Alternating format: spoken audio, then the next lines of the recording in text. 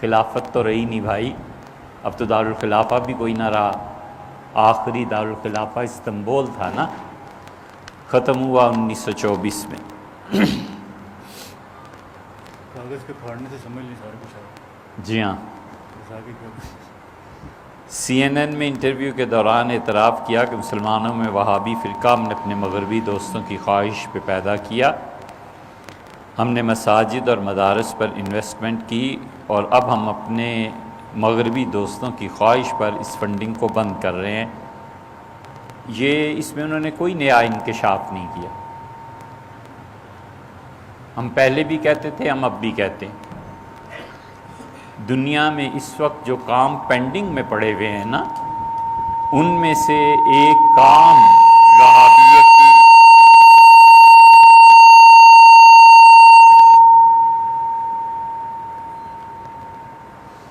دنیا میں جو کام پینڈنگ میں پڑے ہوئے ہیں نا مسلمانوں کے ذمے، ان میں سے ایک کام وہابیت کی تاریخ کو لکھنا بھی۔ ہمیں آپ سے کوئی ایک ٹکے کا فائدہ نہیں اٹھا، ہم کیوں جھوٹ بولیں؟ لندن میں ہمارے پاسپورٹ، ہمارے خاندان والے گواہیں، 6 مہینے ہم لندن میں رہے ہیں اور اتنی مرتبہ گئے ہیں کہ میں خود یاد نہیں، اور 6 ماہ میں کوئی کام نہیں تھا سوائے اس کے کہ صبح اٹھے اور ایک کپ چائے پیا اور انڈیا آفس لائبریری چلے گئے، دوپہر کو اترے، سامنے مچھلی کی ایک دکان سے مچھلی کھائی، جا کے پھر بیٹھ کے پڑھنے، اور پھر شام کو جب لائبریری بند ہوئی تو اٹھ کے گھر چلے گئے۔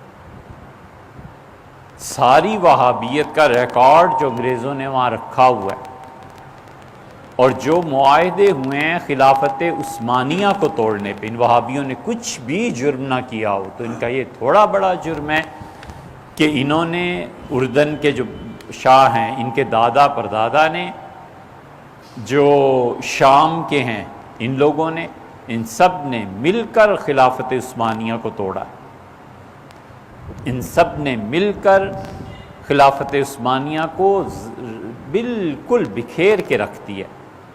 جو پیسے لیے، جو معاہدات ہوئے، برطانیہ نے تیل نکالنے پہ جو کچھ کہا، اور برطانیہ کے شاہی خاندان سے جو معاہدے ہوئے کہ کس طرح کریں گے، یہ سب وہاں پڑے ہوئے ہیں۔ کوئی بچہ وقف کر دے اپنی زندگی کو، بشرطے کہ اس کا باپ 1-2 کروڑ چھوڑ کے مر جائے اور کہے بیٹے اس پہ کام کرو، اس وہابیت کی تاریخ کوئی لکھے کہ یہ وہابیت ہے کیا، اور یہ مسلمانوں میں کس طرح عروج پائی، اور ان لوگوں کے برگوبار کیا تھے اور ان کے معاہدات کیا تھے۔ انڈیا آفس لائبریری میں، جو اب برٹش لائبریری کے نام سے مشہور ہے لندن میں، سارا ریکارڈ پڑا ہوا ہے ان کا، کس طرح انہوں نے خریدا، کس طرح انہوں نے کہا کہ شیعہ سنی کی بنیاد رکھو۔ سلطان عبدالعزیز کا بیٹا کس طرح گیا نجف میں، سیدنا علی رضی اللہ عنہ کے آگ کو مزار کو آگ لگایا۔ کسی کی بھی قبریں جلانا جائز ہیں، میرے باپ کی قبر کو جو جا کے جلائے تو مجھے کچھ دکھ نہیں ہوگا۔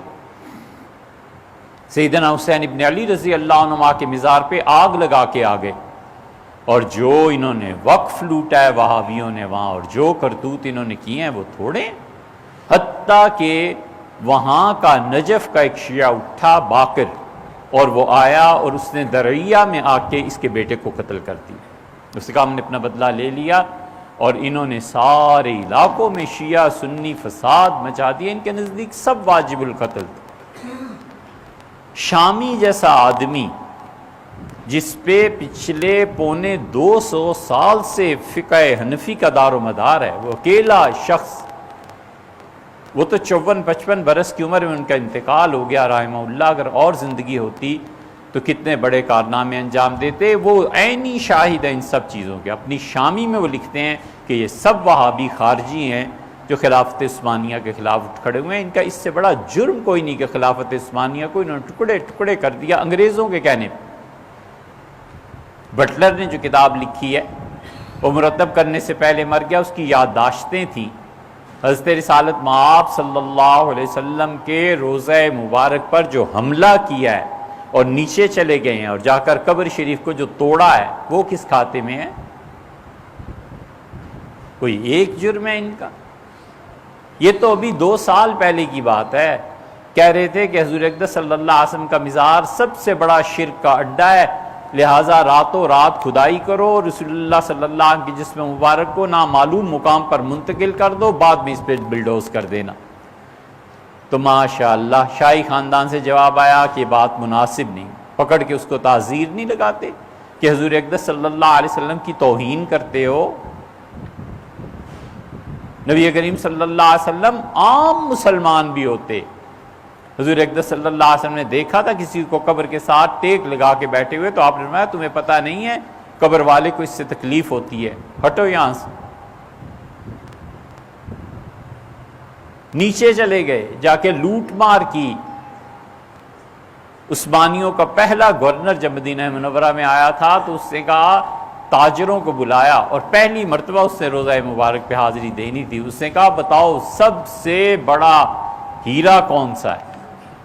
بتایا گیا 80,000 تولے سونے کا ہیرا ہے، اس کا لے آؤ۔ 80,000 تولے ادا کیے اور ہیرا سونے کی پلیٹ میں جڑوا کے قبر شریف پہ نیچے چلا گیا، اور بس قبر پہ رکھا اور کہا اللہ کے رسول یہ میری طرف سے آپ کی خدمت میں ہدیہ ہے، بس چپ کر کے ہٹ گیا اور رو پڑا۔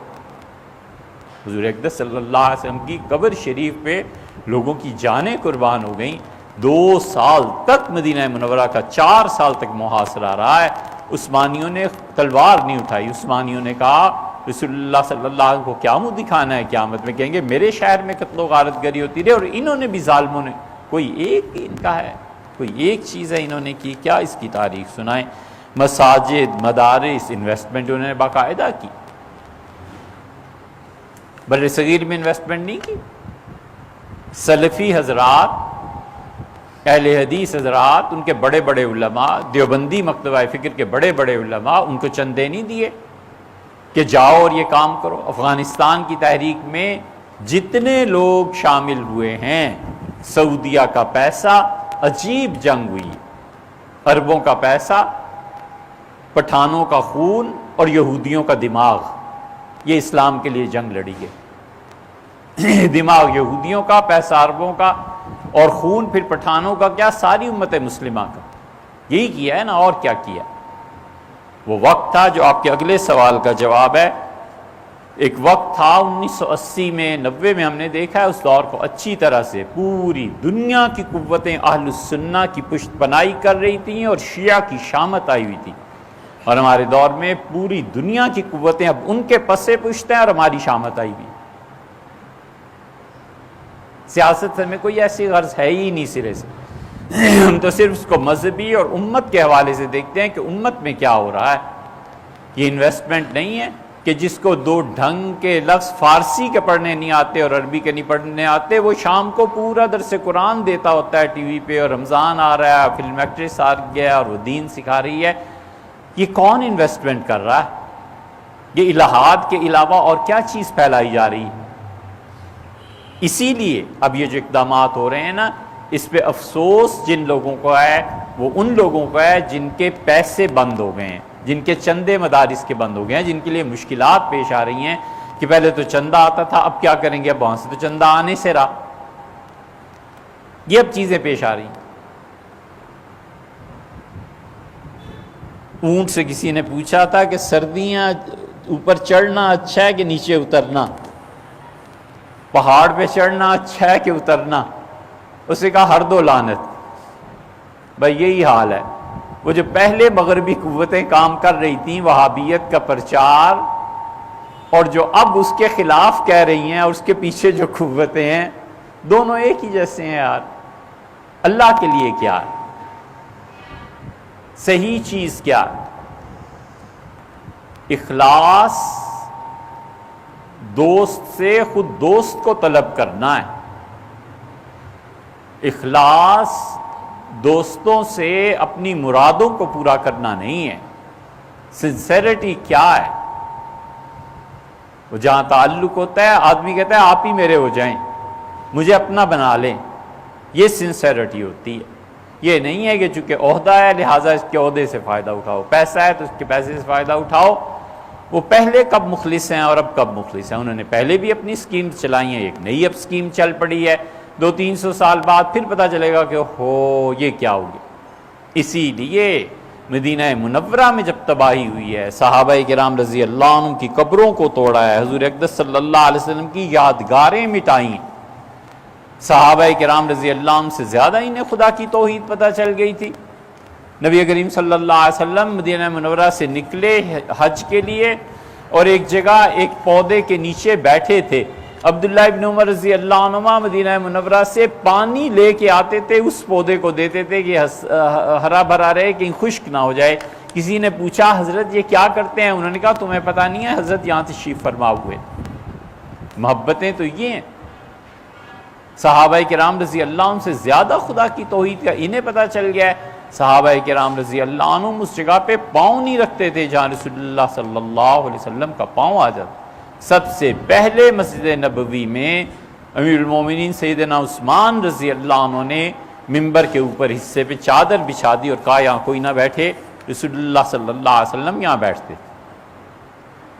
یہ ادب اور احترام تھا ان کو نبی کریم صلی اللہ علیہ وسلم. عثمانیوں کے دور میں نیچے سے ایک ناگوار بو آنے لگی جہاں قبر شریف ہے. امیر المومنین کو لکھا گیا, خلیفۃ المسلمین کو, ترکی میں. انہوں نے کہا امت میں اس وقت سب سے بڑا آدمی کون ہے؟ انٹیلیجنس نے کہا سب سے بڑے آدمی امت میں اس وقت فلاں بزرگ ہیں جو مدینہ منورہ میں ہی رہتے ہیں. خود گورنر حاضر ہوا اور کہا کہ بو ہے. حضور اقدس صلی اللہ علیہ وسلم کو یہ چیزیں بڑی ناگوار گزرتی تھیں, قبر شریف کے قریب سے آ رہی ہے, آپ ذرا جائیں. صاف انکار کر دیا. جب زیادہ اصرار ہوا تو انہوں نے کہا 40 دن اجازت دو. 40 دن روزے رکھے اور باقاعدہ ساری نمازیں اور سب کچھ, اور استغفار کرتے رہے. اتنے پاک ہو کے نیچے گئے اور ایک جانور تھا, بلی یا چڑیا یا کوئی چیز, کا ڈھانچہ اٹھا کر لائے اور انہوں نے کہا یہ ہے. وہاں پہ بلی پہنچ گئی تھی اور یہ چیز ہوئی. پھر وہ بولے نہیں. بہت پوچھا لوگوں نے, مرتے دم تک بولے نہیں. بس انہیں کچھ چیز پتہ چل گئی تھی وہاں, بولے نہیں کہ رسول اللہ صلی اللہ علیہ وسلم قبر شریف کا کیا مقام اور مرتبہ ہے. اور یہ جا کر لوٹ کے لے آئے, وہاں سے ہیرے اٹھا کر لے آئے. کیا کیا چیزیں ہیں جو نہیں کی. سب چیزوں کا تعلق پڑھنے سے. پہلے کون لوگ موجود تھے؟ اہل سنہ ہی موجود تھے. یہ جہاں اب مسجد نبوی کی توسیع میں رباط آئی ہے, یہاں حضرت مرزا مظہر جان جانا رحمۃ اللہ علیہ کی خانقاہ تھی. مدینہ منورہ کا چپا چپا مشائخ سے بھرا ہوا تھا. امت میں جتنے لوگ وہاں جاتے تھے نا, اپنی تربیت کے لیے جاتے تھے.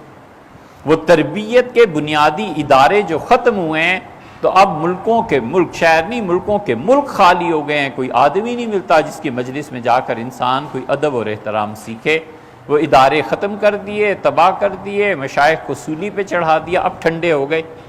اب اس کے بعد پوری امت بے ادبی کے مرض میں مبتلا ہو گئی. اب انہیں پوچھو جا کے کہ یہ کرتوت اور یہ کارنامے ہیں جو تم نے کیے ہیں.